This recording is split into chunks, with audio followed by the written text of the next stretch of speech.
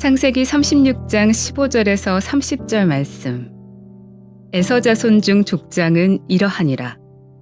에서의 장자 엘리바스의 자손으로는 대만 족장, 오말 족장, 스보 족장, 그나스 족장과 고라 족장, 가담 족장, 아말렉 족장이니 이들은 에돔 땅에 있는 엘리바스의 족장들이요 이들은 아다의 자손이며 에서의 아들 르우엘의 자손으로는 나핫 족장, 세라 족장, 삼마 족장, 미사 족장이니 이들은 에돔 땅에 있는 르우엘의 족장들이요 이들은 에서의 아내 바스맛의 자손이며 에서의 아내인 오홀리바마의 아들들은 여호스 족장, 얄람 족장, 고라 족장이니 이들은 아나의 딸이요 에서의 아내인 오홀리바마로 말미암아 나온 족장들이라. 에서 곧 에돔의 자손으로서 족장된 자들이 이러하였더라. 그 땅의 주민 호리족 속 세일의 자손은 로단과 소발과 시브온과 아나와 디손과 에셀과 디산이니 이들은 에돔 땅에 있는 세일의 자손 중 호리족 속의 족장들이요 로단의 자녀는 호리와 헤맘과 로단의 누이 딥나요 소발의 자녀는 아란과 마나핫과 에발과 스보와 오남이요 시브온의 자녀는 아야와 아나며 이 아나는 그 아버지 시브온의 나귀를 칠 때에 광야에서 온천을 발견하였고 아나의 자녀는 디손과 오홀리바마니 오홀리바마는 아나의 딸이며 디손의 자녀는 햄단과 에스반과 이드란과 그란이요 에셀의 자녀는 빌한과 사한과 아간이요 디산의 자녀는 우스와 아란이니 호리족 속의 족장들은 곧 로단 족장, 소발 족장, 시브온 족장, 아나 족장, 디손 족장, 에셀 족장, 디산 족장이라. 이들은 그들의 족속들에 따라 세일 땅에 있는 호리족 속의 족장들이었더라.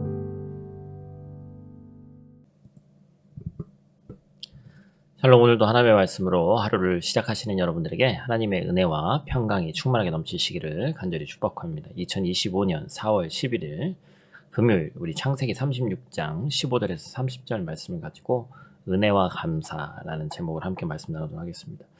찬양 중에 은혜라는 곡이 있죠. 지금도 많은 교회에서 부르고 있고 제목 그대로 많은 지체들에게 은혜를 끼치고 있는 귀한 곡입니다. 가사 내용 중에 1절과 2절의 초반부를 여러분들 아마 기억하실 텐데 내가 누려왔던 모든 것들이 내가 지나왔던 모든 시간이 내가 걸어왔던 모든 순간이 당연한 것이 아니라 뭐였다고 그랬죠? 은혜였어. 이렇게 고백을 합니다. 우리가 누리고 있는 이 모든 것들은 당연한 것이 당연히 아니죠. 하나님의 선물이고 은혜입니다. 우리는 하나님께서 주신 생명을 가지고 하나님께서 만들어 놓으신 세상을 누리면서 살고 있기에 그 은혜를 맛보는 사람들입니다. 신앙이 없는 사람들은 내가 열심히 노력했기 때문에 이 정도 살고 있는 것이라고 말하지만 하나님이 노력을 할 수 있는 여건을 주시고 또 노력한 대로 거둘 수 있게 하셨다는 것을 우리 믿는 사람들은 너무나도 잘 알고 있죠. 오늘 말씀 어찌 보면 창세기 또 이 에서의 말씀을 가지고는 쉽게 느낄 수 없는 그런 본문의 말씀들이지만 오늘 말씀을 가지고 하나님의 은혜와 또한 그것에 대한 감사를 함께 나누는 귀한 시간 되기를 간절히 축복합니다. 오늘 본 말씀 통해서 우리가 첫 번째로 기억해야 될 것은 하나님의 은혜를 잊지 말아라 라는 것입니다. 고린도서 4장 7절 말씀을 보니까 이렇게 써 있습니다. 우리 같이 읽죠. 누가 너를 남달리 구별하였느냐? 내게 있는 것 중에 받지 아니한 것이 무엇이냐? 내가 받았은즉 어찌하여 받지 아니한 것 같이 자랑하느냐? 하나님의 은혜를 거두시면 우리는 아무것도 할 수 없고 누릴 수 없다는 얘기입니다. 그러니까 다시 말해서 내가 받지 아니한 것까지 자랑한다는 얘기는 뭐예요? 네 스스로 한 것처럼 자랑하니라는 것이죠. 하나님이 주셨기 때문에 우리가 모든 것을 누릴 수 있다는 겁니다. 하나님이 태양빛을 잠시만 가리셔도 우리는 살아갈 수가 없어요. 지구가 태양과 달의 힘으로 공전과 자전 운동을 하는 것 같지만 그 모든 힘의 근원은 창조주이신 하나님이십니다. 만약 하나님이 잡은 손을 놓으시면 온 우주는 하나님이 창조하시기 이전에 혼돈과 공허와 흑암으로 가득 차게 될 것이죠. 그런데 감사하게도 하나님께서는 그렇게 하지 않으시죠. 하나님은 심판 때까지 은혜의 손을 거두지 않으신다고 하셨습니다. 마지막 때까지 기회를 주시는 거예요. 그리고 우리가 어제 살펴보았듯이 하나님은 하나님을 경외하는 신실한 사람들에게뿐만이 아니라 당신을 대적하는 악인들에게도 해를 비추시고 비를 내려주시는 자비로운 하나님이시다 그랬습니다. 우리는 이렇게 자비로우신 하나님의 은혜를 잊지 말아야 됩니다. 그리고 받은 은혜에 대해서 어떻게 하면 감사를 표할 수 있을까를 생각해야 됩니다. 이것이 바로 그리스도인다운 삶이다라는 것이죠. 그리고 세상 사람들이 그렇게 살지 못하는 것을 보고 우리는 안타까워야 됩니다. 세상 사람들은 하나님의 은혜를 인정하기는커녕 하나님이 어디 계시냐고 말하죠. 은혜에 보답하기는커녕 하나님의 뜻을 거스리는 삶을 살아갑니다. 이 악인의 형통함, 또 악인에 대해서 많이 쓰여져 있는 게 제가 시편이라고 말씀드렸죠. 악인들은 뭐라고 얘기한다는 거예요? 교만한 얼굴로 하면서 하나님께 전혀 감사하고 은혜를 느끼는 그런 순간들이 없다. 우리 주변에도 보면 하나님이 어디 있냐고 말하는 사람들이 당연히 적지 않습니다. 그들은 하나님이 있다면 내 눈앞에 나타나 보이라고 얘기합니다. 이 사람들의 소망은 반드시 이루어질 겁니다. 하나님은 반드시 그들 앞에 나타나실 것이기 때문에 그래요. 그런데 왜 지금 나타나지 않으실까요? 오래 참고 계시기 때문입니다. 하나님이 나타나시는 그 순간이 마지막 순간이기 때문에 그렇죠. 그때가 오면 회개할 기회는 사라집니다. 모든 은혜는 거두어지고 맹렬한 백보자 심판만 있단 말이에요. 예수 밖에 있는 자들은 한 사람도 예외 없이 불의 심판을 받게 될 것입니다. 그러므로 악인들은 지금 하나님이 왜 나타나지 않느냐 불평할 것이 아니라 오히려 오래 참아주심에 감사해야 합니다. 그리고 그들은 본인들이 그렇게 말할 수 있는 것 자체가 하나님의 은혜임을 깨닫게 돼야 한다는 것이죠. 하나님이 호흡과 입을 주셨기 때문에 말을 할 수 있는 것입니다. 그럼에도 불구하고 악인들은 끝까지 하나님의 은혜를 인정하지도 감사하지도 않을 것입니다. 우리는 그들을 향한 긍휼의 마음이 있어야 한다라는 거예요. 두 번째로 우리가 기억할 것은 하나님의 은혜에 감사로 반응하라라는 것입니다. 시편 50편 23절 말씀 또 한번 같이 읽겠습니다. 감사로 제사를 드리는 자가 나를 영화롭게 하나니 그의 행위를 옳게 하는 자에게 내가 하나님의 구원을 보이리라. 아멘. 오늘 본문에 나오는 에서의 자손들 역시 하나님의 은혜로 번성하게 되었음에도 그 은혜에 감사하는 삶을 전혀 살지 않습니다. 에돔 땅에 있는 이 족장들, 이런 사람들의 이름을 오늘 본문에서 열거하고 있는데 에서는 5명의 아들과 10명의 손자들을 두었는데 그들 중 무려 13명이나 마을을 대표하는 족장이 됐습니다. 이것은 에서의 후손들이 거주하는 지역을 장악하고 큰 영향력을 행사하게 됐다는 것이죠. 이것은 결코 쉬운 일이 아닙니다. 우리가 어제 봤지만 왜냐하면 에서는 본래 세일산 출신이 아니고 그곳으로 이주한 이주민에 불과했기 때문에 그렇습니다. 에서의 가문이 낯선 땅에서 세력을 확장할 수 있었던 것은 이 또한 하나님의 은혜를 베풀어 주셨기 때문입니다.